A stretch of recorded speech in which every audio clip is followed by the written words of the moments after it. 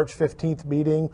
They basically admitted that they didn't think a bond referendum would pass. And a bond referendum, again, is for us to give them permission because they want to renovate the schools. They can do that with their capital funding. If they want to build new schools, that exceeds their capital funding, yeah. And so they have to come to us for permission. And they also said that it would require community education. I guess we're not smart enough to figure that out. And one board member criticized the Northport area for not supporting previous referendums, so they're going to pass a referendum for us. How nice of them to do that. So they're just going It's called taxation without representation. Some people. I'm just thankful that they can read my mind. Yeah, and well, they schemed and connived and got the last referendum passed by really fooling the people, and the people didn't realize that they were going to close schools. And how shocked was everybody after that happened? Yeah, that was the next board meeting, I think, right after that, where they came out with their plan from their facility study that cost us about 70 or 80 grand to run, that they were going to close. And they say that it's going to save $2 million in operating money. They claim they've already achieved that. And I'm curious how that's happened, because if I understand it right, the way to achieve the $2 million was to close Pilgrim Lane, repurpose Sunny Hollow, and take everything at the Winnetka Learning Center and Kavanaugh and move that to Sandburg.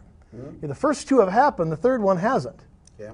The Highview and Early Childhood that share Kavanaugh and the stuff at Winnetka Learning Center right by Hosterman are still there.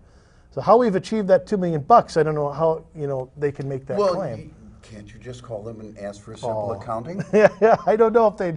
We need somebody out in the audience to do that for us. I don't know if they'd give it to me. It's a shell game. So what else is happening? Well, if I could go back to the employee contracts for a minute, we covered this in the last show, but that was just with the Robbinsdale Federation of Teachers, which is the largest union. The other unions, AFSCME, SEIU, they all agreed to similar terms. And what that basically means is that we gave them a 0% increase for this year and a 1% increase for next year. Now, that doesn't sound like much. But it's the steps and lanes that are costing you. And you need to explain to the audience what the steps and lanes are. Steps and lanes, to put it real generically, steps are tenure. Once you get a certain amount, you go up the steps in the union. Lanes are if you go from a bachelor to a master's to a PhD. They call it switching lanes. And even more expensive than that, though, was the healthcare thing that they gave the district employees.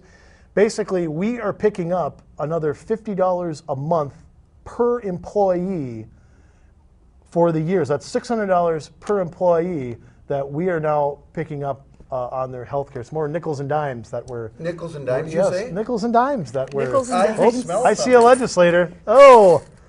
Stinker! Oh, hey. You're a stinker! Hey, stinkster. You don't want any waste right there. You might have dropped... You waste it when you get there. You don't waste it when you take it. my own health care plan, actually, which I can't afford. It just went up a lot. Yeah. And it will go up further. The dirty little secret that the man in the street is not aware of is the fact that the overwhelming majority of the expenses in education, whether it be in 281 or anywhere else, is in pensions and benefits. That's what's sucking the well dry. And until we address that issue, there will be no fiscal sanity that exists in public education. And as a fiction writer of a best-selling book, I can tell you that it doesn't take a wild-eyed imagination or a wild-eyed radical thinker to conclude that education is not going to reform itself. It will take outside forces and market forces. The question we have to ask, and we have to be willing and able to answer for the man in the street, is how are you going to make that change? Here's my supposition and my hypothesis.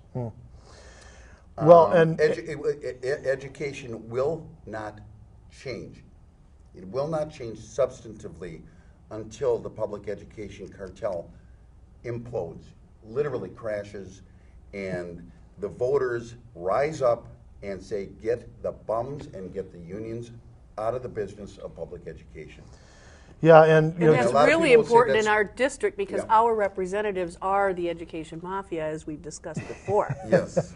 yeah, And the mafia's afraid of them. yeah, well, and that is a part of our general operating budget. 80% of our money is spent on employees. So that's wages, salaries, benefits, health, Pensions, everything, yep. yeah. And the problem with the pensions and all that is it's a fixed cost that we can't control. Yep. You know, whereas in a private business, they've switched to 401ks, they've switched to things like that to encourage that to happen. And people in public education are still retiring in their mid to late 50s and Because living, of the formula Right. that's been negotiated there's, by the unions. right, there's no incentive to work past a certain age because Yep. of the steps. You can't get any higher at some And point. so, Andy, then another question I would ask is, let's say that out of the 1,000 or so teachers, how many teachers in 21? About 900, I think. 900. Okay, for math purposes, an easy 1,000. Let's say out of those that pool of 1,000 educators, professional educators, we have a bad apple. Just one, Yeah, mind you. I would guess we do, but I'll just hypothetically. Let's say we've got yeah. a bad apple. You know, nothing short. I mean, he doesn't do anything to get himself outright fired. He doesn't come to work drunk and punch his boss in the face. But he's not a good educator. How do you get rid of him? Right now you send them to another district somewhere up in northwestern Minnesota or something somewhere. I am shocked. Yeah, I know. As long as they've achieved tenure. And I don't know what I can't remember what that is here in Minnesota. That's often set by the legislature. Yes. Just a quick story on that. In California, it's 2 years. You can get tenure at 25 years old. And Governor Schwarzenegger tried to change that in 2005. There was and the union spent $50 million. It was Prop 74 in 2005, if you want to look it up. And it did fail. And he took it on the chin and all he was trying to do was make it from 2 years to 5 years because it goes in line with other state unions too. Because in Minnesota, for example, the sanitation workers have their own union and so on and so forth. Yep. And so all those unions would be affected by that one decision. So they spent $50 million to orbit Arnold into outer space.